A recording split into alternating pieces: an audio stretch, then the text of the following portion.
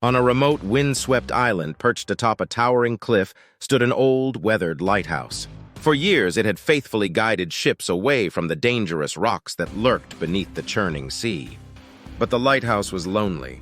It longed for company, for someone to share the solitude of its lonely watch. One day, a young boy named Alex arrived on the island. He had come to visit his uncle, the lighthouse keeper. Alex was immediately captivated by the lighthouse's grandeur. He spent hours exploring its nooks and crannies, listening to the stories of its past.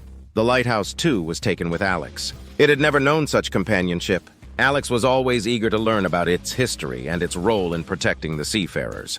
He would often climb the winding staircase to the lantern room, where he would spend hours gazing out at the vast expanse of the ocean.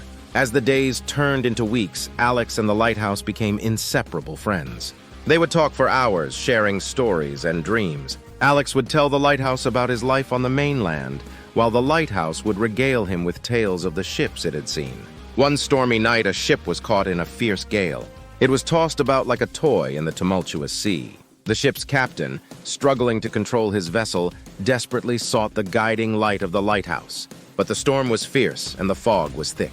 The lighthouse keeper, worried about the ship's fate, climbed to the lantern room where he peered into the stormy darkness. Suddenly, he saw a faint glimmer of light. It was the ship, its lantern, struggling against the storm. The lighthouse keeper quickly adjusted the lantern's beam, guiding the ship towards the safety of the harbor. The ship's captain, relieved and grateful, sounded his horn in appreciation.